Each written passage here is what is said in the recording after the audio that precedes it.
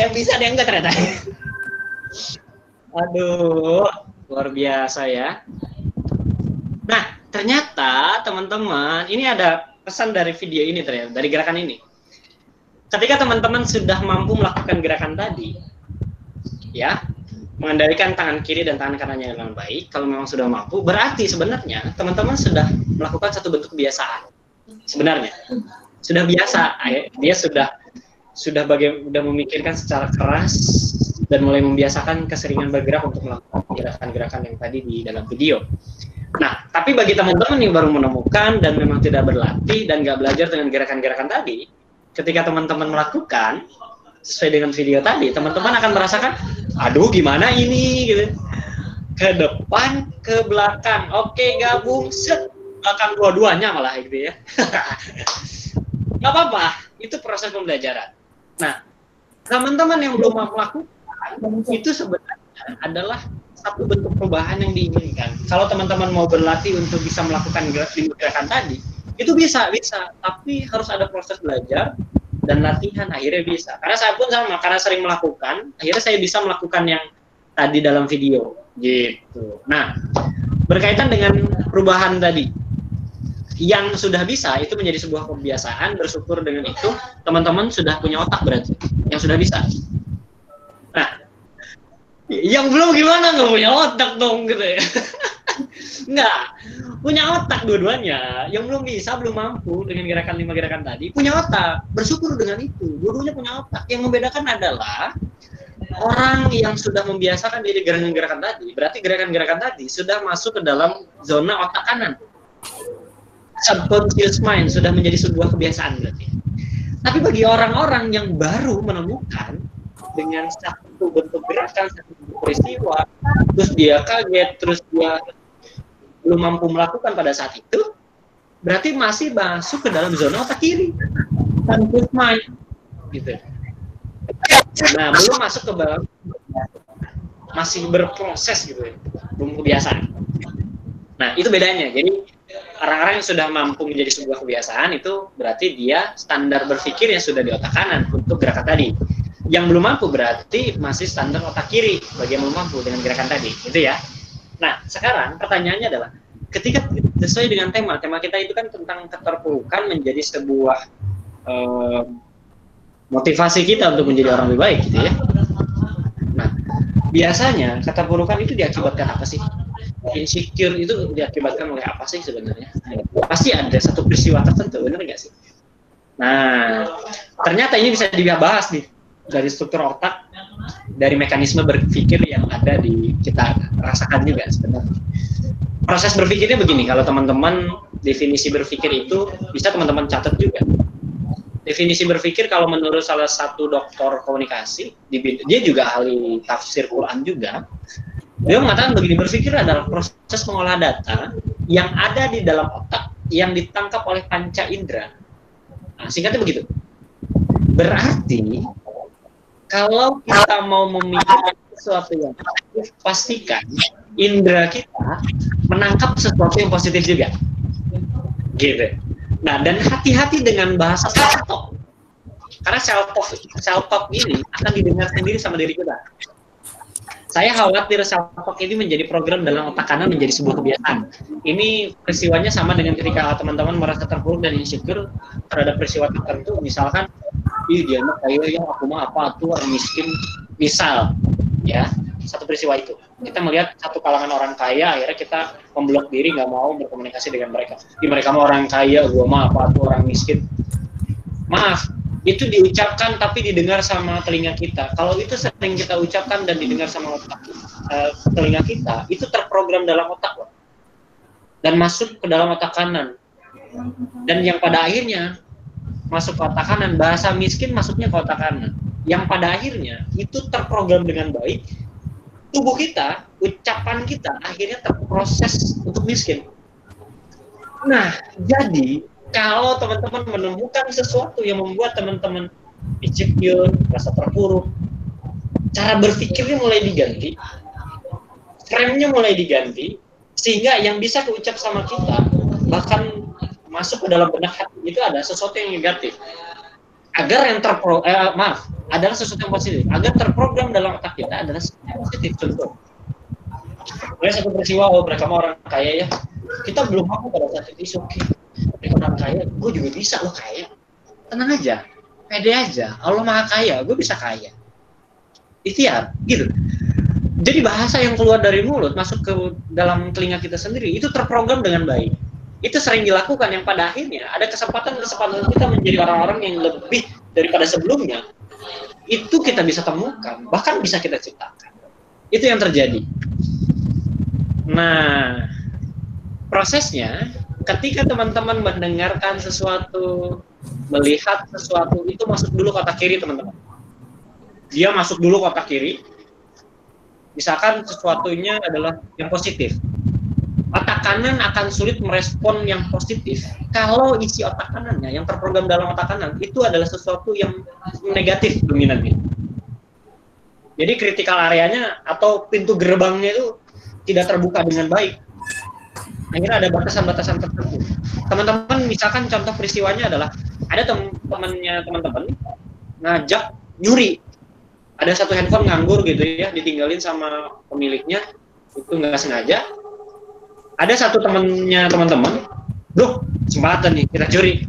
Kalau di otak kanannya tidak ada atau mengatakan bahwa nyuri itu adalah sesuatu yang negatif, karena di otak kanan dominan yang positif, pada saat diajak nyuri, otomatis kritikal areanya tertutup. Walaupun masuk otak kiri, dia kritikal areanya tertutup, pintu gerbangnya ketutup. Pada saat ngejakin dia akan bilang enggak, gua nggak mau nyuri, itu kan nggak boleh sama agama. Nah, itu ada batasan. Tapi beda hal kalau misalkan yang dominannya adalah sesuatu yang negatif. Ada kesempatan nyuri, oh iya, oke juga nih, nyurilah. Begitu sebaliknya. Kalau yang dominan negatif, ya yang mudah masuk otak kanan adalah negatif. Kalau misalkan dominan positif, yang mudah masuknya adalah yang positif juga. Itu gimana ya?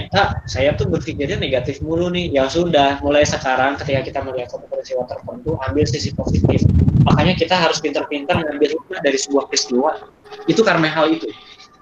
Kita dimarahin, ambil hikmahnya. Kenapa kok kita bisa dimarahin? Oke, ketika kita dimarahin, kita menjadi orang-orang yang lebih baik lagi. Oh, ini orang kenapa marahin kita, koreksi kita, karena dia memperhatikan kita. Ya Allah, makasih, karena dengan perantara manusia ini kau memberikan peringatan kepadaku agar aku jadi lebih baik lagi. Dia menjadi koreksian, jadi lebih baik lagi. Itu satu frame tuh, satu frame beda. Kita bisa mainin frame kita sendiri, akhirnya kita memutuskan untuk bisa lebih positif.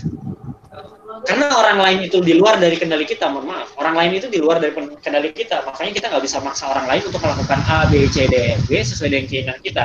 Tapi kita bisa melakukan A, B, C, D, F, G sesuai dengan keinginan kita. Karena diri kita, ya kita yang mengatur, bukan orang lain. Termasuk ke dalam cara berpikir, frame, sudut pandang, kita yang ngatur. Jadi tergantung kita mau memutuskan menjadi satu peristiwa dengan sesuatu yang positif atau negatif, kita yang mengatur, bukan orang lain. Itu catatannya. Gitu ya. Oke, masuk ke frame slide berikutnya. Nanti teman-teman mulai untuk langsung mulai bertanya nggak apa-apa. Ya, nanti di sesi pertanyaan. Tadi aku muncul. Oke. Nanti gerakan apanya nanti saya share PowerPoint-nya ya, teman-teman bisa lihat videonya di situ ya, atau saya share videonya dengan PDF-nya biar lebih mudah. Gitu. Kurang bersyukur Kak. Caranya kalau kurang bersyukur coba ambil satu frame sehingga menemukan hikmah, dan bersyukurlah teman-teman bisa menemukan hikmah itu. Masuk ke slide berikutnya Kak. Oke.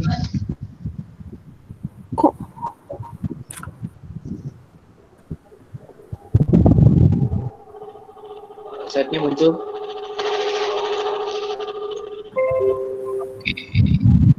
Sabar ya, orang sabar disayang titik-titik-titik, jawab sendiri dah. Oh, udah slide ke sini ya? Coba slide-slide sebelumnya. Oke, maju. Oke. Pilih di antara dua pilihan ini ya. Teman-teman bisa milih ya. Kerja keras, sukses, bahagia, atau yang kedua, bahagia, kerja keras, sukses. Jawab di room chat. Yang pertama apa yang kedua?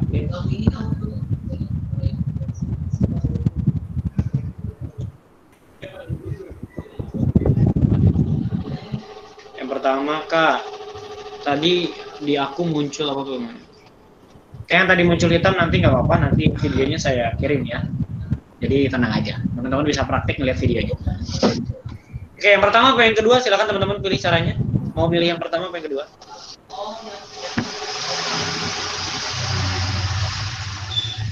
Oke. Yang jawab pertama, dua-duanya. Oke. Silakan yang mau jawab. Milih cara yang pertama apa yang kedua? Oke. Silakan komen di room chat aja, Kak. Kerja keras, sukses, bahagia, or bahagia, kerja keras, sukses. Bagaimana? Silakan jawab. Oke, ada yang dua, ada yang satu, ada yang dua, ada yang satu. Kalau bahagia pasti sukses. Kalau udah sukses belum tentu bahagia. Paling ya satu, dua-duanya kayaknya menyenangkan. Bahagia bisa membuat kerja kita semangat lalu sukses. Oke. Ini satu frame nggak? Jadi kalau ini menurut penelitiannya aja. Jadi kalau menurut penelitian nanti ada dalam video. Sebenarnya lebih baik yang mana sih? Gitu ya. Dalam penelitian itu ternyata ada hal yang lebih baik di antara dua pilihan ini. Coba kita lihat videonya. Hard work equals success.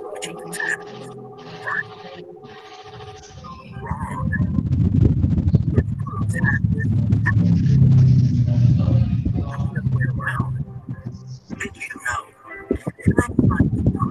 we are required to perform at our best when we are happy?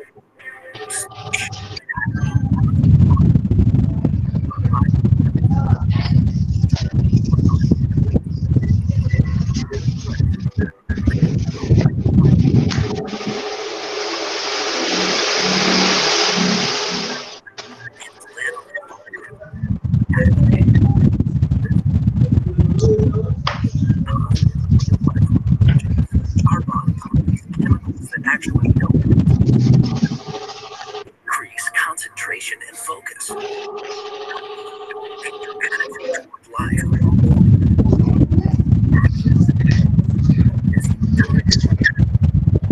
Ya, nanti videonya saya share semua kok ya, teman-teman. Tenang aja. If we want things to change, we have to create the change. And we start by choosing positivity and happiness. Just imagine the possibilities if there were more happy and positive people in this world. A world with more peace, optimism, and compassion is possible. Like a pebble thrown into a pond, it only takes a of happiness. Infection. A positive person can spread happiness to more than 1,000 people. All it takes to create person. And research shows that just by spreading happiness, you can choose happiness and choose to share it. You can be right. Or have fun. It starts with bigger than you. Happiness is bold. It's courageous, audacious, and challenging. You have the power to choose.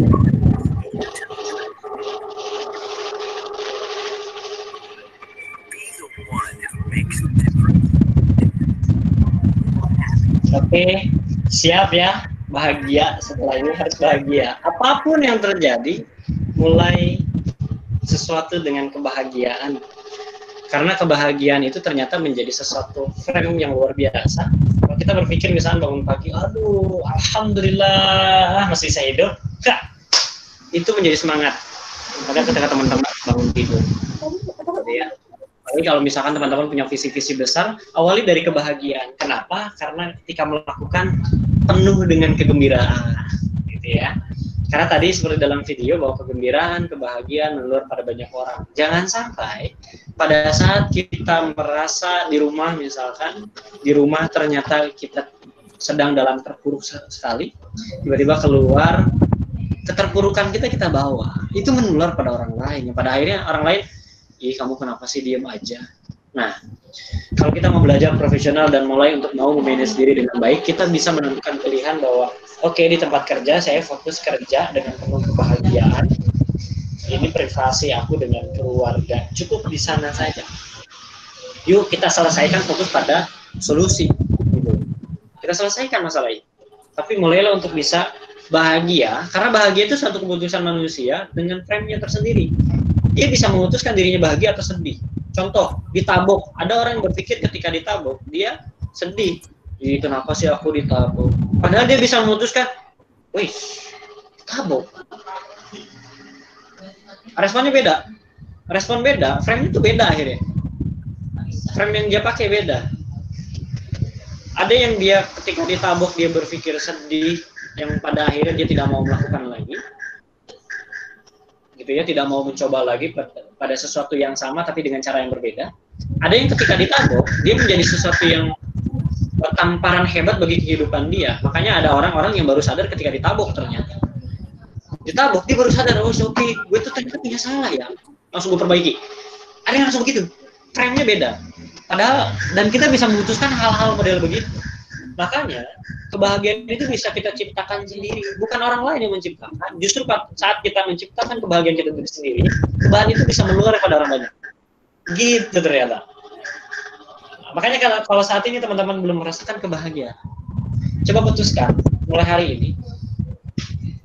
Ketika ada peristiwa, ambil frame yang bisa membahagiakan teman-teman dan menghibur teman-teman. Contoh dulu saya pernah daftar beasiswa saya daftar tuh berturut-turut gagal semua.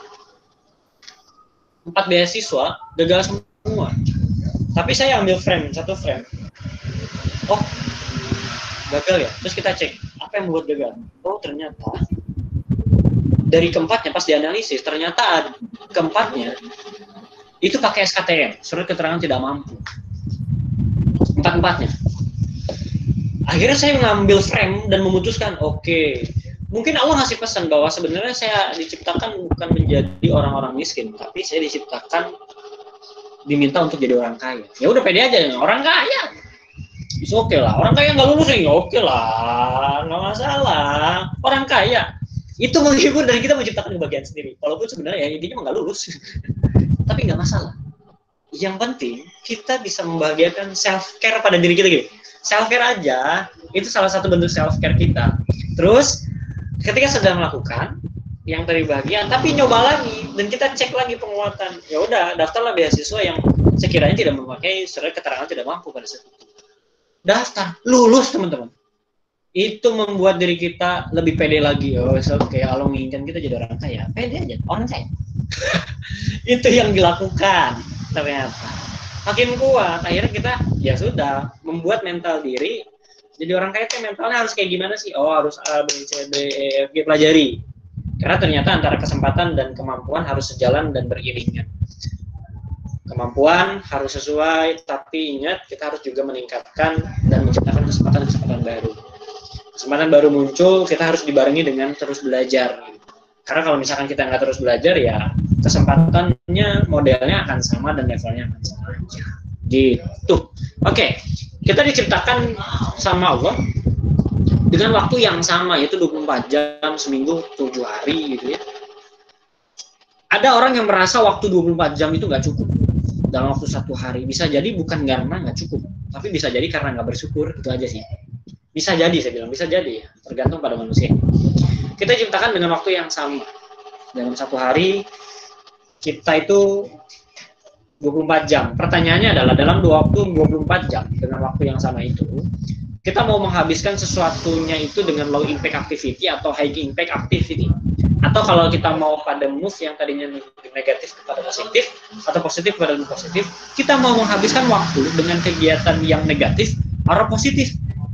Kalau kita mau menghabiskan waktu kepada hal yang positif, secara otomatis otak kita akan mengakses atau mengolah data sesuatu hal-hal yang positif. Jangan heran, hidup kita akan mulai berubah tuh. Nah, tapi ya saya bilang tadi bahwa sebuah perubahan yang kita inginkan, akan hadir yang namanya ketidaknyamanan, dan itu harus dilakukan. Kapan teman-teman nggak mau melewati hal itu, maka sebenarnya tidak akan terjadi apapun dan tidak akan terjadi perubahan apapun kecuali perubahan itu sendiri yang akan berubah. Tapi teman-temannya nggak ikut berubah. Jadi kalau misalkan teman-teman mau survive, perubahan akan terus terjadi. Teman-teman harus melakukan perubahan-perubahan baru. Gitu ya, kebiasaan-kebiasaan baru, ilmu-ilmu baru, kemampuan-kemampuan baru itu harus dilakukan. Biasanya ini bisa dibuat high impact dan low impact, negatif dan positif kalau kita sudah mau memutuskan mau jadi apa, mau ngapain. Contoh, ya Kak Arvin, aku pengen jadi orang sukses. Oh, oke, lebih spesifik dong. Suksesnya apa nih? Aku bisa dibilang kata sukses itu ketika kamu apa nih? Ketika aku punya rumah, punya usaha. Oke, usahanya di bidang apa? Usahanya di bidang pertanian. Saya punya ternak cabai, panen cabai gitu ya. Bibit cabai banyak, segala nanam cabai segala macam. Misal, oke, spesifik. Berarti waktunya harus dihabiskan dengan high impact activity yang berhubungan dengan cabai, usaha. Kapan tidak berhubungan sama sekali, apa yang dilakukan menjadi sesuatu yang low impact bagi kita. Akhirnya ya menjadi sebuah bentuk buang-buang waktu dalam hidup. Kenapa kok? Apa hubungannya dengan kebahagiaan? Kalau misalkan teman-teman sudah mau memutuskan diri menjadi high impact activity, aktivitasnya, dan teman-teman mulai menyukai dengan apa yang diinginkan, kebahagiaan itu akan selalu muncul walaupun teman-teman rugi, nyantai aja gitu. Oh, rugi, oke lah. Mulai mikir langsung solusi. Kita bisa menikmati proses-proses itu kalau kita diawali dari kebahagiaan. Tapi kebayang kalau misalkan kita nggak bahagia, tadi dengan konsep yang nomor pertama yaitu kerja keras sukses bahagia, kita nggak akan pernah merasakan kebahagiaan di dalam diri kalau misalkan nggak sukses. Nunggu sukses, berarti sampai sekarang kita nggak bahagia. Sama dengan model pertanyaan singkatnya, siapa yang pengen bahagia? Pengen doang, berarti pada saat ini belum bahagia. Padahal siapa yang saat ini dan masa depan ingin bahagia? Nah, pertanyaan tuh di tempat mungkin kayak gitu kali ya. Karena kebahagiaannya dari hari ini juga udah bahagia, Kak. Cuman akan lebih bahagia saat, kan gitu mungkin ya. Gitu. Hal-hal yang diinginkan bisa tercapai, kita akan lebih bahagia lagi. Gitu. Tapi memang harus diawali dari kebahagiaan, karena bertemu dengan sesuatu yang kita sebut misalkan masalah, kita akan menjadi sesuatu frame kebahagiaan sendiri. Masalah, keren nih. Menjadi sebuah tantangan, keren nih masalah. Ini berarti Allah pengen ketika gue bisa melewati masalah ini, Allah pengen gue naik level. Kalau kita naik level, nah berarti kita sudah naik satu level menghadapi sebuah masalah. Jadi masalah yang model yang sama itu udah bukan menjadi sebuah masalah. Kita bisa menikmati satu masalah baru kita temukan, kita bisa menemukan solusi, bisa menikmati prosesnya, dan kita akhirnya selesai menyelesaikan masalah. Kapan menemukan masalah yang sama, kita akan biasa aja, karena sebenarnya kita udah naik level, satu level di atas masalah itu. Itu yang terjadi. Kebahagiaan akan terus muncul, wah gitu ya. Terprogram dari awalnya, otaknya mau diisi apa nih, mau lihat apa, mau dengar apa, mau rasakan apa. Gitu. Yang diucapkan karena yang positif masuk ke dalam telinga, yang positif gitu ya. Terprogram dari otak. Dan begitu seterusnya gitu ya, circle jadi. Oke, lanjut. Oke, putuskan. Hanya kita yang bisa memutuskan, bukan orang lain, karena diri kita yang bisa mengendalikan diri kita. Lakukan. Orang seringkali sudah memutuskan tapi tidak melakukan, yang pada akhirnya tidak menjadi apapun. Sama dengan ilmu, ilmu akan sangat sedikit manfaatnya kalau memang dia tidak diaplikasikan, gitu ya. Nah, temukan, gali informasi dengan apa yang memang kita inginkan, mulailah cari mentornya, pilih mentornya, temukan mentornya, gitu ya. Nah, gila aja lah jadi manusia, gitu ya. Gila di sini adalah gali ilmu langsung action. Teman-teman yang sehari ini udah gali ilmu tentang kebahagiaan, gimana caranya kita bisa memilih frame, mulai pikirkan frame apa yang kita akan pilih, putuskan itu adalah sesuatu yang positif bagi kita, maka lakukan, aplikasikan. Tapi ingat tadi, setiap perubahan yang kita inginkan ada ketidaknyamanan hadir dalam hidup kita. Tapi kalau misalnya kita sudah bisa menikmati, maka sebenarnya kita menjadi perubahan-perubahan itu bisa kita capai. Kalau kita bisa menikmati hal-hal itu. Gitu ya, lanjut. Oke, ini pesan dari Profesor B.J. Habibie, almarhum. Masa lalu saya adalah milik saya, masa lalu teman-teman adalah milik teman-teman nih. Tapi masa depan adalah milik kita. Jadi sebisa mungkin pakai konsep namanya hukum 33%. Ini dari mentor saya, salah satu mentor saya, namanya Pak Faisal. Beliau seorang trainer di berbagai perusahaan. Beliau mengatakan, coba deh hidup pakai konsep hukum 33%. Konsep hukum 33% itu begini. Ini sesuai dengan konsepnya Al-Quran, yang ilmu itu jangan lupa diaplikasikan. Ilmu itu sebaik-baiknya ilmu adalah yang diaplikasikan, dan sebaik-baiknya ilmu adalah yang ilmunya dibagi kepada banyak orang, gitu ya. Artinya bermanfaat bagi banyak orang. Konsep yang pertama adalah 33% pertama. Nanti jangan nyari sisa ya. Sisanya 1. Jadi 33% itu biar lempeng aja dibagi 3, 100%-nya. 33,333 gitu ya maksudnya. 33% pertama itu adalah terkhusus untuk teman-teman, waktunya harus mulai dibagi. Teman-teman belajarlah kepada orang-orang yang lebih ahli, punya pengalaman. Belajarlah ke mereka, termasuk tadi kepada mentor, ke para guru. Belajar sama mereka. 33% hidup kita harus mulai untuk belajarlah sama orang-orang yang lebih senior, orang yang lebih ahli, punya pengalaman hidup. Bagusnya tadi yang memang sudah spesifik ke arah mana tadi ya, berkaitan dengan waktu tadi. 33% kedua, cobalah untuk bisa mengaplikasikan apa yang teman-teman dapat dari 33% pertama dengan teman-teman yang lain yang sekiranya satu perjuangan atau satu fokus maupun satu frekuensi. Karena itu ada daya dukung yang lebih ekstra ketika teman-teman bekerja sama, berkolaborasi sama teman-teman yang memang satu frekuensi cara berpikir. Pada saat teman-teman lemah, ada teman yang lain yang satu frekuensi untuk memberikan semangat, dan begitu sebaliknya. Gitu. Tapi ada 33% terakhir yang jangan teman-teman lupa. Yang tadi teman-teman dibagi ilmu sama orang lain, mentor, orang lebih ahli. Teman-teman aplikasikan ilmu di 33% kedua dengan teman-teman yang lain. Tapi ingat, cobalah bagi ilmu pada teman-teman yang sekiranya membutuhkan. Jadi, belajar sama orang lain, aplikasikan ilmu dengan orang lain tadi, tapi cobalah untuk bagi ilmu yang teman-teman dapat. Yang tadinya teman-teman dimentorin sama orang, sekarang mentorin orang dong, gitu. Akhirnya kan makin bermanfaat. Jadi ilmu diaplikasikan dengan teman-teman yang lain, tapi dibagi juga sama orang lain, makin manfaat. Saya pikir ngolotok udah ilmu yang didapat sama senior kita, sama orang yang lebih pengalaman, kalau memang udah kita mampu untuk bagi sama orang lain. Dan ternyata kebahagiaan kita akan nambah kalau kita bagi ilmu kita dengan banyak kepada banyak orang tadi. Kenapa kok nambah? Iya, coba deh kebayang, contoh nih, teman-teman udah bagi ilmunya, dengan adanya kehadiran teman-teman, ada satu orang saja sukses dengan proses yang memang kita kasih tahu ke mereka. Mereka, ya kita nggak harus berharap, tapi yang pasti pada saat itu terjadi, ada kebahagiaan tersendiri dalam diri teman-teman, karena sudah ada kontribusi orang ini untuk melakukan perubahan yang luar biasa. Nah, loh, tambah itu bagian. Akhirnya lagi, aduh, mana yang harus gue kasih ilmu? Mana ya, gitu ya. Mulai gini, gitu. Mana sini, nggak gitu ya. Nanti juga ada orang pengen dan nyaman dengan teman-teman, akhirnya mereka datang sendiri dan ingin belajar sama teman-teman. Tenang aja. Karena belajar yang teman orang lain pengen belajar sama kita itu berdasarkan mereka tuh mampu nyaman nggak sih? Milih tadi, teman-teman juga kan milih nyari mentor yang memang sekiranya nyaman sama diri teman-teman dan dia juga bisa bikin nyaman teman-teman. Kan gitu ya. Nah, lanjut ke slide berikutnya. Nah, ini pesan saya nih sebelum saya tutup materinya. Jika saat ini belum mampu menjadi orang cerdas di antara orang cerdas, tugas kita adalah jadi orang baik di antara orang cerdas. Kok begitu? Iya. Seburuk-buruknya kita akan berpikir bahwa sebenarnya gue pengen loh jadi orang baik gitu ya.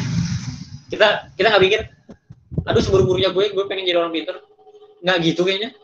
Tapi lebih fokus, ya lo seburuk-buruknya gue minimal jadi orang baik deh. Pengen. Terus kita juga bisa memilah mana orang baik, mana yang enggak gitu. Kita bisa memilah. Dan kita sendiri pun tahu sebenarnya kita baik atau enggak sih. Ingin gitu. Makanya ketika kita memang mau menjadi orang-orang yang keren banget, pastikan kita itu pertama memang lingkungannya harus mulai dirubah. Kalau memang pengen lingkungannya kita pengen jadi lebih baik, biar apa yang kita lihat, dengar, rasakan itu adalah sesuatu yang baik, maka lingkungannya dirubah biar menjadi sebuah program dan kita ikutan baik gitu. Nah, kalau memang lingkungannya udah baik ya luar biasa, tambah lagi dengan lingkungan yang lebih baik lagi, yaitu dari lingkungan orang cerdas dan baik tadi. Ketika teman-teman sudah mampu menjadi orang baik, masuk ke dalam lingkungan cerdas, Udah dengerin aja menjadi sebuah ilmu. Teman-teman mereka ngomong tuh jadi menjadi sebuah ilmu dan insight tersendiri. Itu kalau udah kumpul sama orang-orang cerdas. Saya kalau misalnya kumpul sama orang-orang mentor saya, guru-guru saya udah ngangguk aja gitu. Ngangguk aja. Keren banget. Kadang-kadang kita nanya, mereka jawab tuh jadi ilmu. Itu keren banget. Keren banget. Ya, kita mau mencoba jadi orang baik aja dah. Yang penting mereka nerima kehadiran kita itu udah keren banget. Gitu ya. Itu pesan saya. Yuk, jika saat ini belum mampu jadi orang cerdas di antara orang cerdas, yuk cobalah jadi orang baik di antara orang yang cerdas. Gitu. Slide berikutnya. Oke, thank you teman-teman yang sudah memperhatikan. Siapkan pertanyaan, karena ada sesi pertanyaan ya. Terima kasih. Slide berikutnya. Kurang lebihnya saya mohon maaf. Terima kasih moderator dan teman-teman semua. Bila taufiq wal hidayah. Wassalamualaikum warahmatullahi wabarakatuh. Terima kasih Kak Karvi yang telah menyampaikan materi malam hari ini. Selanjutnya kita ada sesi diskusi untuk teman-teman yang ingin bertanya, langsung aja ketik di room chat, nanti akan saya pilih dan saya bacakan. Langsung aja dari sekarang yuk. Yang mau nanya langsung ketik di room chat aja. Kenapa? Mulai berpikir. Iya, mulai berpikir. Mikirnya jangan lama-lama ya. Waktunya terbatas. Ini sebelumnya masih banyak semangat belum nih teman-teman? Apa pada ngantuk nih? Oh, ada tuh. Oh, ada nih. Ada yang menanya nih Kak nih. Dari Hana Sausan. Assalamualaikum Kak, saya ingin bertanya, tadi kata kakak bahagia itu tergantung teste kita. Pertanyaan saya, bagaimana cara untuk bahagia meskipun dalam keadaan tekanan Kak? Silakan Kakak. Iya, jadi gini, pada saat ada tekanan terjadi, ambil frame-nya. Jadi frame sudut pandang, jadi sudut pandang itu banyak ya. Kalau kita sudah menemukan hikmah, contoh gini, dalam tekanan dimarahin, terus ada tekanan dari bos, kalau kamu nggak melakukan ini, saya pecat. Misal ya, itu dengan bahasa-bahasa perusahaan begitu menurutnya.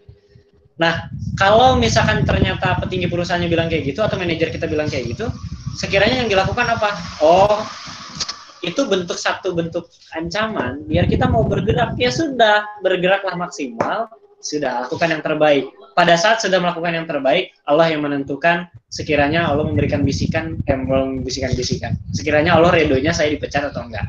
Yang penting kita memberikan sesuatu yang maksimal, gitu. Jadi, frame-nya diganti. Pada saat tekanan terjadi, teman-teman lakukanlah, mulai lakukan untuk hikmah yang terjadi, teman-teman harus mampu bergerak untuk lebih cepat dan tepat pada saat tekanan itu terjadi. Tapi kebayang kalau misalkan ancaman tadi tidak terjadi, bisa jadi kita leha-leha. Dan kebayang juga dong, pada saat petinggi perusahaan kayak gitu pasti ada alasannya. Karena ada deadline yang nggak tercapai. Pasti ada alasannya. Oh, ternyata ada deadline yang nggak tercapai. Ya sudahlah, karena ada deadline yang tercapai, kita dituntut untuk bisa mencapai deadline itu, ya sudah, lebih semangat. Gitulah. Jadi memang frame-nya harus diganti, teman-teman. Sudut pandang yang dipakai harus diganti, temukan hikmah dari sebuah peristiwa ataupun kalimat. Ketika sudah menemukan hikmah, teman-teman bisa kebahagiaan. Karena bahagia bekerja itu dari awal tadi, berawal dari kebahagiaan tadi, bukan di tengah-tengah kita harus menemukan, tapi dari awal ketika dikasih tekanan. Kalau misalkan bahasa yang tadi muncul, kalau kamu nggak melakukan ini, kamu saya pecat. Oh iya Pak, mohon maaf, tapi saya maksimalkan diri. Terima kasih Bapak udah mengikuti kita, semoga kita bisa maksimal. Nah, responnya beda ketimbang orang-orang yang merasa tertekan, itu ngedumel di belakang. Beda loh. Kalau yang tadi merasa ditekan terus nggak menemukan hikmah dari peristiwa tertentu dengan kalimat tertentu, dia ketika merasa ditekan, dia akan ngedumel di belakang. Tapi beda dengan orang-orang yang pandai mengambil hikmah, ngambil sudut pandang lain, ngambil frame lain. Orang-orang yang bisa ngambil frame lain itu biasa aja, dimarahin biasa aja. Langsung fokus pada solusi, yaitu melakukan perbaikan. Karena orang nggak semerta-merta langsung memberikan tekanan, karena biasanya ada peristiwa tertentu sehingga orang lain mau menekan kita. Gitu. Contoh lain kayak misalkan ada sebagian orang yang berpikir bahwa dituntut untuk bisa tepat waktu adalah sebuah tekanan. Sebenarnya kan bukan tekanan. Tapi karena dia ngambil frame bahwa dia sedang ditekan karena dituntut tepat waktu, itu karena bukan kebiasaannya, dia merasa ditekan. Tapi kalau misalkan ternyata dia bisa ngambil frame lain, kan sebenarnya itu ngelatih dia biar bisa tepat waktu, yang tadinya nggak tepat waktu, gitu ya. Nah, tergantung pada frame. Gitu Kak? Ya, makasih Kakak. Iya. Ada pertanyaan lagi nih Kak nih dari Kak Mas Ardina. Cara cerita frekuensi itu gimana? Gimana cara Gimana nemu gimana? teman yang bisa diajak cerita? Ini Oh, kita jadi cari iya, teman yang sefrekuensi gimana? Terus gimana cara nemu teman gimana cara nemu teman yang bisa diajak cerita, soalnya takut saya cerita ke orang yang salah. Oke. Ini gimana caranya biar satu frekuensi? Sebelum teman-teman cari, tentukan dulu teman-teman mau jadi apa, mau ngapain. Tentukan dulu. Nggak tiba-tiba nyari lingkungan. Teman-teman mau jadi apa nih? Oh, atau teman-teman pengen perubahan apa? Oh, saya pengen berubah menjadi orang-orang yang pede ngomong di depan umum. Berarti cobalah cari komunitas yang berhubungan dengan public speaking ataupun komunikasi. Banyak ada. Kalau nggak ada, bikin. Misalnya daerah teman-teman, aduh nggak ada komunitasnya, ya udah bikin, himpun orang-orang yang mau ikut belajar. Itu satu frekuensi teman-teman. Udah mulai satu frekuensi, udah mulai. Setelah itu terjadi, lingkungannya udah sama-sama ingin belajar tentang public speaking. Terus tiba-tiba dari teman-teman akan mulai memfilter nih, mana yang sebenarnya serius sama yang enggak gitu. Terfilter sendiri sama teman-teman sendiri. Ingat ya, yang paling paham teman-teman sendiri yang masuk ke dalam frekuensi itu. Termasuk pada saat teman-teman pengen bisa diajak cerita. Oke. Pertanyaannya gini, perubahan yang diinginkan apa? Saya insecure Kak, pengen menjadi orang yang lebih pede. Ya sudah, cari orang-orang yang mampu atau yang pernah membuat dirinya move on dari insecure menjadi pede. Cari lingkungan-lingkungan yang berhubungan dengan pribadi. Misalkan yuk bergabung sama orang-orang yang ngerti psikologi gitu. Atau yuk kita gabung sama teman-teman yang sekiranya praktisi hipnosis atau neuro linguistic programming misalkan. Boleh gabung atau belajar. Biar gabung sama mereka. Misalkan, Kak, saya pengen belajar hipnosis, ya udah, ikutan sertifikasinya atau kamu ketemu sama orang A, B, C, D, F, G. Nanti kamu akan diajak berpikir tentang hal itu sehingga kamu bisa satu frekuensi dengan mereka juga. Akhirnya kita masuk ke dalam lingkungan-lingkungan itu. Saya pertama kali fokus pada lingkungan bidang trainer, di bidang training, di bidang hipnosis, itu gara-gara saya ikut pelatihan, terus ada orang-orang yang memang fokus ke arah sana. Fokus ke arah sana, akhirnya ya saya mencoba untuk menyaring kembali mana yang sekiranya bisa dicurhatin dalam bidang A, bisa dicurhatin dalam bidang B, bisa dicurhatin dalam bidang C. Jadi nggak semua orang atau nggak semua apa yang kita inginkan atau pengen kita cerita pada orang yang sama. Tergantung pada kemampuan mereka. Kalau kemampuan mereka yang cuma mendengarkan cerita dan bisa menjaga cerita dengan baik, ya sudah. Sesuaikan dengan fungsinya. Kalau memang kita pengen cerita tentang satu bentuk perubahan diri tentang yang tadinya malas menjadi rajin, ada satu orang nih yang keren banget pengalamannya, teman gue, senior gue kayaknya keren juga. Gue mau cerita sama dia di satu frekuensi perubahan, orang-orang yang mau belajar. Nah, itu teman-teman bisa nyaring tuh. Kalau misalkan takut tuh, sebenarnya antara takut dan butuh, kalau misalkan gedean takutnya, kita akhirnya nggak akan pernah melakukan. Tapi kalau misalkan kebutuhannya lebih besar, teman-teman bisa kok menyaring sekiranya siapa yang perlu kita datangi, untuk bisa kita cerita ke mereka. Itu bisa dilakukan, teman-teman bisa nyaring sendiri. Sekalipun contoh kecewa, teman-teman menemukan, aduh ini orang comel banget sih, nggak bisa jaga rahasia gitu ya. Itu satu bentuk pelajaran. Pada saat itu terjadi, kalau teman-teman bisa ngambil frame dan hikmah, teman-teman akan mulai membuat list, daftar kategori yang bisa teman-teman ajak curhat dan kategori orang yang nggak bisa diajak curhat. Biasanya itu teman-teman akan mulai menyaring lagi. Akhirnya indikator teman-teman untuk menentukan orang agar teman-teman bisa percaya sama orang terhadap curhat tadi ya, dengan cerita tertentu gitu tentunya. Itu teman-teman akan mulai membuat indikator yang lebih banyak. Biasanya begitu. Oke, terima kasih. Terima kasih Kak. Ya, jadi kayak gitu ya. buat cara cari teman yang sefrekuensi itu. Kadang tuh kita itu kalau mau cerita pasti kan kita nggak tahu nih, kadang kita cerita ke orang tapi dia malah jadi bahan cerita kita jadi buat gibah gitu loh. Makanya aku jadi inget perkataan dulu salah satu syair yang berkata bahwa kita itu dilihat pada siapa kita bergaul. Contoh kita bergaul sama pedagang minyak wangi, kita jadi wangi, kurang lebih seperti itu. Jadi kita itu dilihat kepada circle kita. Betul banget. Ya. Itu ya Kak. Iya betul. Oke, selanjutnya ini ada pertanyaan dari Kak. Ini menarik nih. Kak, izin bertanya. Saya itu tipe orang yang nggak enakan terhadap orang lain. Jadi mementingkan kebahagiaan orang lain. Lalu bagaimana nih sebaiknya kita mengatasi rasa nggak enakan tersebut untuk lebih mementingkan kebahagiaan diri sendiri dulu daripada baru orang lain? Oke, itu pertanyaan siapa ya? Oh, Alivia ya? Oke, saya itu tipe orang yang nggak enakan terhadap orang lain. Jadi seringkali mementingkan kebahagiaan orang lain. Lalu bagaimana sebaiknya kita mengatasi rasa nggak enakan tersebut untuk lebih mementingkan kebahagiaan diri sendiri baru orang lain? Gini, pada saat prinsipnya gini, pada saat kita pada saat kita bisa membahagiakan orang lain, pada prinsipnya, kalau kita menyukai standar pelayanan kehidupan, kita sebenarnya menemukan kebahagiaan di sana. Jadi ketika kita membahagiakan orang lain, sebenarnya kita bahagia. Pertanyaannya adalah, diri kita menikmati proses membahagiakan orang lain itu atau tidak? Apakah diri kita pengen menjadi orang pelayan banyak orang atau enggak? Saya sih, mohon maaf, pada saat kita mampu membahagiakan dan orang lain bahagia, secara positif tentunya, saya ikut bahagia. Dan ada kebahagiaan lebih di sana. Karena saya menikmati proses untuk membahagiakan mereka.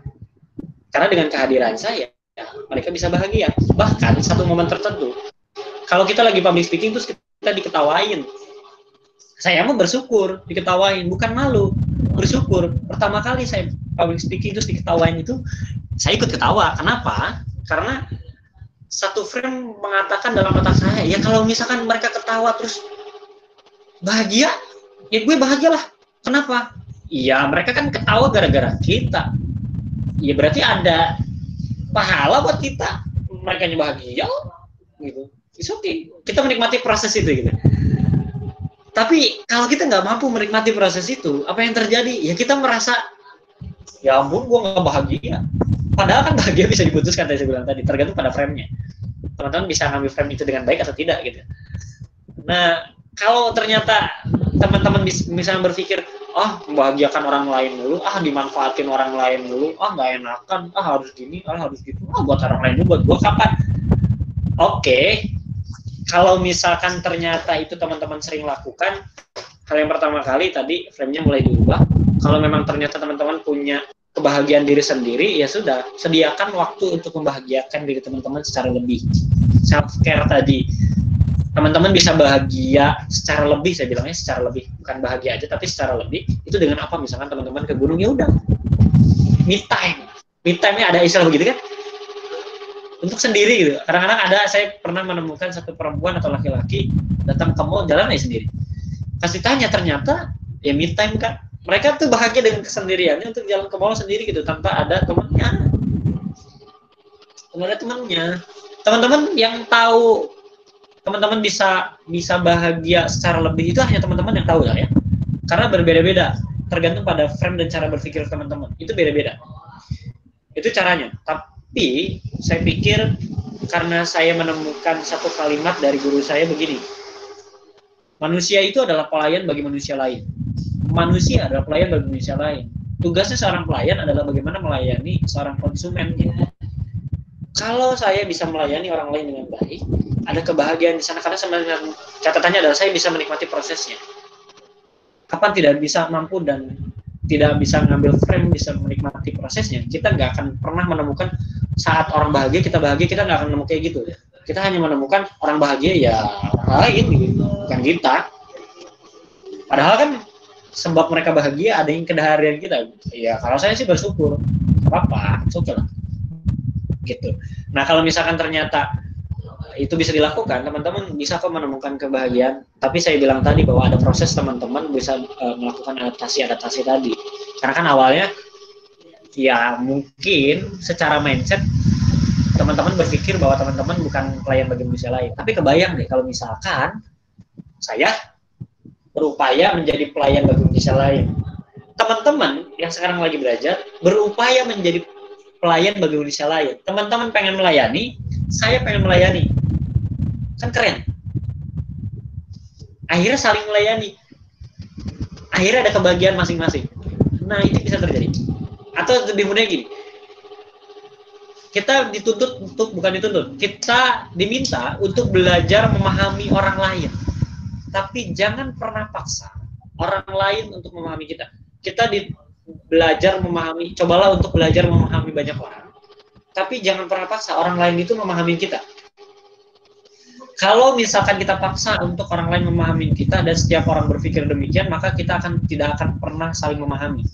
Tapi kalau kita menggunakan mindset, saya ingin belajar memahami banyak orang, saya ingin belajar memahami banyak orang, saya ingin belajar memahami banyak orang. Kalau setiap orang berpikir demikian, proses yang akan terjadi, goals yang akan terjadi adalah proses saling memahami yang akan terjadi. Itu bisa dilakukan. Gitu?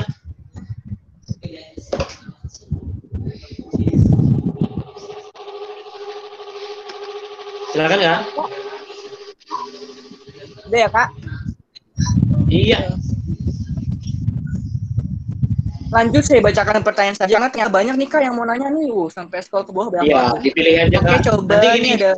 kalau yang belum kejawab, teman-teman bisa personal chat ke saya, nanti saya jawab. Ya, saya coba jawab. Oke. Ini ada pertanyaan menarik Kak dari Kanovi Hidayah. Kak, mau bertanya, saya sudah berulang kali daftar di universitas yang saya idam-idamkan, tapi tidak lulus. Akhirnya saya pindah ke universitas yang lain. Tapi terkadang saya merasa belum bisa pindah dari universitas yang awal. Oh, berarti belum move on, Kak. Gimana ya, Kak, cara mengatasi perasaan tersebut? Gitu. Oh, dari Novi ya? Ya, dari Novi. Oh, saya bacakan lagi. Bagaimana cara tahu bagaimana perubahan yang sedang kita jalani itu sudah... bukan. Maaf. Novi Hidayah, Kak. Sudah berulang kali daftar universitas, saya idam-idamkan, tapi tidak lulus. Akhirnya saya pindah universitas lain. Terkadang saya merasa belum bisa move on dari universitas yang awal. Gimana cara mengatasi? Oke, dengarkan kata kuncinya. Mantan itu bukan untuk dilupakan, tapi untuk direlakan. Oke? Mantan ini banyak. Bukan definisinya bukan hanya orang mantan itu, tapi tentang masa lalu maksudnya. Mantan itu adalah masa lalu maksudnya. Masa lalu itu bukan untuk dilupakan, karena kita kan selalu ini kok, data kita tentang peristiwa tertentu, kita di otak tuh ada kok, di otak kanan kita, ada, cuman dipendem gitu, ditumpuk sama data-data lain, lupa nggak? Ya enggak, orang dicolek lagi misalkan, contoh lain pada saat teman-teman sudah bisa mulai untuk merelakan gitu ya, anggap dengan yang paling dekat misalkan mantan beneran gitu orang gitu ya, teman-teman yang pernah pacaran mungkin gitu ya, saya nggak akan bahas itu hal haram ya, teman-teman yang pernah pacaran, pada saat teman-teman punya pacar terus tiba-tiba putus, apakah data tentang pacarnya itu akan hilang di otak? Ya enggak, jawabannya yang enggak, akan tetap di otak. Terus udah 2 tahun, 3 tahun gitu ya, ketumpuk dengan data lain, dengan kegiatan kita dan lain-lain. Tiba-tiba satu ketika kita ketemu sama teman kita, bro, lu nggak nikah sama yang si itu? Yang mana? Itu tuh si Rudi. Rudi mana? Itu yang dulu mantan lu 3 tahun lalu. Oh, Rudi. Nah, itu yang dulu masuk ke dalam itu naik lagi tuh gara-gara disebutin dicolek. Bisa lupa nggak? Enggak, jawabannya. Cuman kependem aja. Ya, tertumpuk aja datanya. Dicolek lagi ya, naik lagi ke atas. Nah, ketika itu ditumpuk, naik lagi ke atas nggak masalah. Kalau sudah rela, gitu. Relakan semua yang pernah terjadi. Bukan melupakan. Kalau melupakan teman-teman amnesia repot. Ya, kan lupa semua proses yang terjadi, teman-teman lupa beneran. Terus memang nggak ingat sama sekali. Itu amnesia namanya. Gitu. Ditumpuk aja teman-teman dengan kegiatan yang fokus sama teman-teman. Kalau memang sudah pindah universitas, berarti fokusnya yang harus dikuatkan. Biarkan yang masa lalu yang diidam-idamkan itu kita relakan gitu. It's okay, kita terima keadaan. Oke, gue nggak lulus sana, it's okay. Gue fokus dengan apa yang sekarang gue lagi fokuskan atau cita-citakan. Gue pengen jadi A, fokus ke sana, bukan ke yang di belakang. Ingat, perjalanan yang paling jauh di muka bumi adalah kembali ke masa lalu. Karena memang nggak akan pernah terjadi kembali. Dan kita nggak bakal bisa menuju ke sana. Itu perjalanan paling jauh, karena memang nggak akan pernah terjadi. Kita nggak akan pernah kembali ke masa lalu. Kita nggak akan pernah tahu masa depan kita, masih tanda tanya. Kita nggak akan pernah tahu apa yang akan terjadi masa yang akan datang. Yang kita tahu adalah today, hari ini. Kalau hari ini bisa terpelihara dengan baik, kalau hari ini kita bisa maksimalkan dengan baik, maka masa depan bisa memelihara kita. Maka masa depan bisa terpelihara dengan baik, karena kita bisa memaksimalkan diri pada hari ini. Kalau misalkan ternyata saat ini teman-teman belum rela dengan apa yang tadi masa lalu, mulai hari ini relakan, it's okay, aku berusaha untuk move on. Yang lalu ya lalu biarkan, mulailah fokus pada masa depannya. Masa lalu biarkan, kita ada di tengah-tengah, yaitu masa kini, kita fokus pada masa depannya, bukan ke masa lalunya. Orang yang terjebak dengan masa lalu gak akan pernah bisa fokus dengan masa depannya. Tapi cobalah untuk fokus pada masa depan agar kita bisa move dari masa lalu, karena kita fokus pada masa depan bukan masa lalu, gitu ya. Frame-nya, mindsetnya harus mulai untuk diatur-atur, karena kita yang bisa memutuskan, gitu.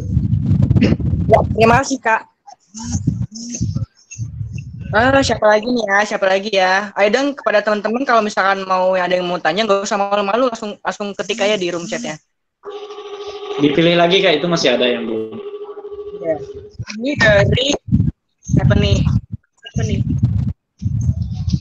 Oh, dari Assalamualaikum. Bagaimana cara perubahan yang sudah dijalani itu sudah tepat atau belum? Apapun. Pertanyaan dari siapa itu Kak? Dari Fadila Rifki. Mana ya? Saya putus-putus suaranya. Fadila Rifki mana ya? Ketemu Kak? Oke, sip.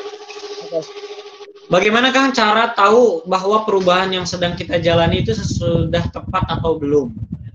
Dan apakah harus melakukan high impact dan low impact terlebih dahulu untuk menemukan perubahan yang kita inginkan lakukan? Oke.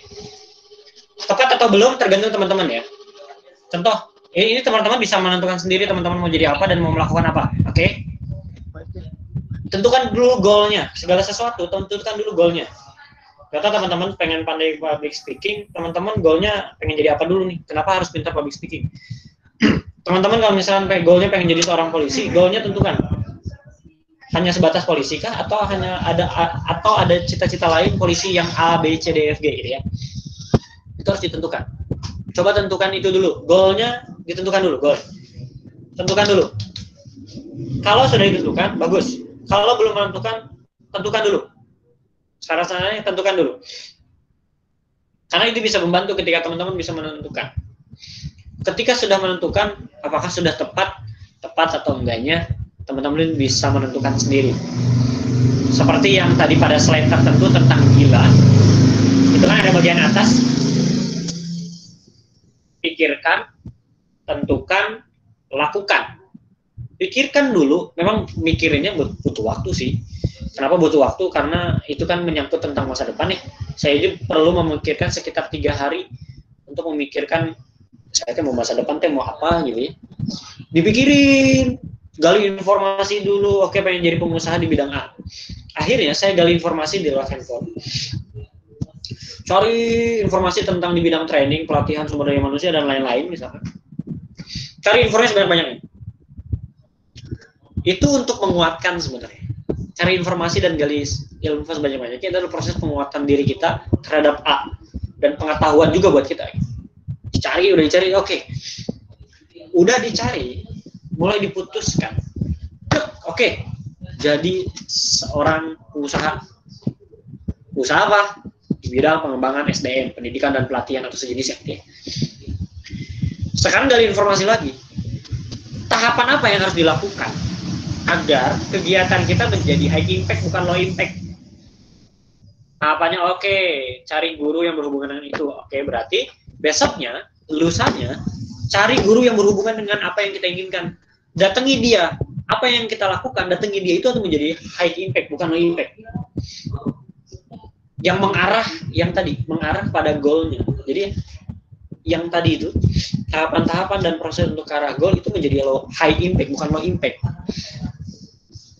Gitu. Akan menjadi low impact kalau misalkan nggak ada hubungannya. Contoh, pengen jadi seorang A, tapi yang dikerjain jauh banget dari A. Contohnya, pengen jadi seorang polisi, Kak. Oke, terus yang lu lakuin sekarang apa nih pas saat SMA? Ya, aku sih cuman main dan begadang gitu. Low impact banget itu. Low impact banget.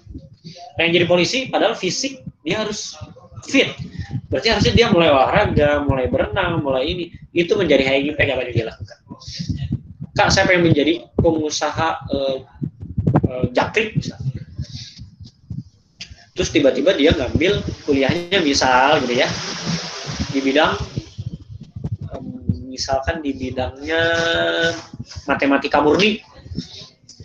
Kira-kira ketika dia ngambil pilihan itu sebenarnya, pada pilihan pertama pengen menjadi pengusaha jangkrik, bisa nggak? Bisa. Tapi di bidang matematika murninya akan minim dipakai. Atau bisa jadi itu ngambil pilihan matematika murninya tadi menjadi low impact bagi masa depannya. Kecuali ketika dia ngambil matematika murni, dia menentukan masa depan baru, goal baru.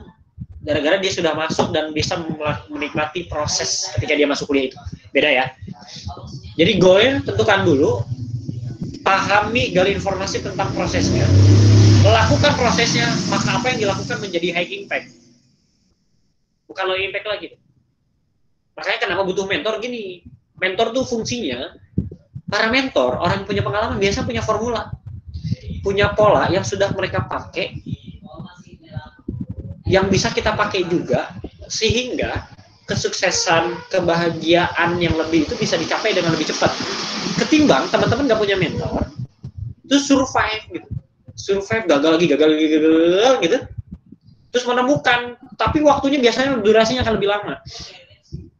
Menemukan polanya tadi, menemukan polanya, tapi tadi teman-teman harus gagal down up, ya, menemukan pola sendiri. Padahal formula yang dia pakai itu bisa dia temukan secara langsung ketika dia menghadapi atau bertemu dengan mentor. Mentor ngasih formula, tinggal diaplikasikan. Kalaupun ada ekses sedikit, itu karena memang kita belum terbiasa biasa. Gitu. Makasih.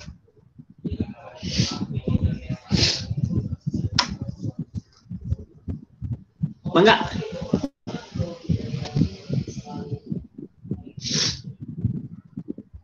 Moderator, silakan. Ya maaf sebelumnya, karena mengingat waktu juga, jadi akan saya pilih satu pertanyaan lagi ya. Dan untuk teman-teman semua, nanti setelah diskusi kita jawab ini akan ada sesi foto bersama. Jadi tolong kepada teman-teman untuk menyalakan videonya nanti ya, karena kita akan foto bersama. Oke, satu pertanyaan terakhir ini siapa ya? Oh ini nih menarik Kak, dari Mutiara Nurbanisa.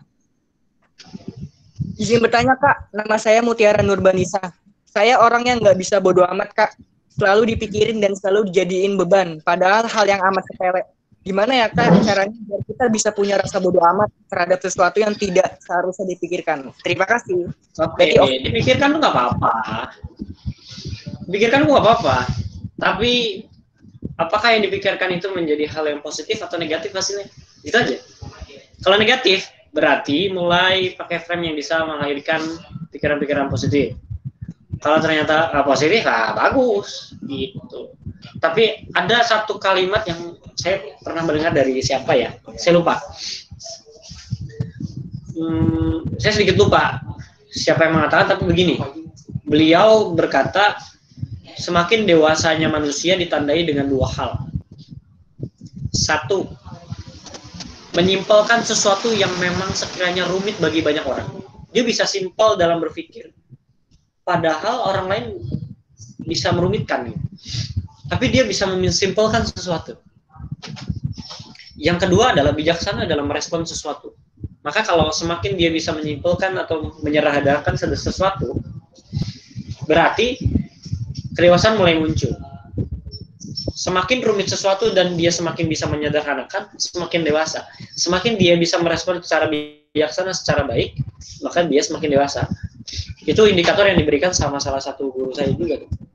Nah, kalau saya bilang guru banyak ya ternyata, bukan 1-2, tapi banyak. Karena saya harus bertemu dengan orang-orang yang lebih high daripada saya, gitu ya. Karena saya kira nggak bisa egois bahwa kemampuan harus tetap ditingkatkan, belajar harus tetap dilakukan. Jadi ketika teman-teman merasa pengen bodoh amat, sebenarnya bukan bodoh amat. Bodoh amat itu adalah cara bentuk berpikir simpel terhadap sesuatu. Ketika dihina, contoh, dihina is okay, dihina nggak apa-apa. Gue tinggal tunjukkan apa yang gue pikirkan, apa yang gue lakukan adalah sesuatu yang benar dan bisa menghasilkan. Ya sudah, cukup tunjukkan, gitu. Tunjukkan, buktikan, karena orang lain biasanya akan mulai untuk diam, bahkan akan terkagum-kagum dengan diri kita, walaupun kagumnya sambil diam juga. Ketika kita sudah mampu membuktikan, fokus saja, bukan fokus pada orang yang menghina, tapi fokus dengan apa yang kita inginkan. Gitu sih, paling. Biasanya begini, ada satu why, ada satu pertanyaan yang bisa menguatkan teman-teman bisa fokus. Contoh why. Kasih pertanyaan why ketika teman-teman menentukan sesuatu. Misalkan pengen jadi seorang polisi nih, dokter, munculkan kata why ketika itu pengen didapatkan. Pengen jadi seorang dokter, why kenapa pengen jadi seorang dokter? Tanyakan itu dan teman-teman harus mampu jawab. Semakin itu kuat, semakin bagus. Karena itu bisa membuat teman-teman bisa lebih fokus dengan apa yang teman-teman inginkan. Ibarat kalau misalkan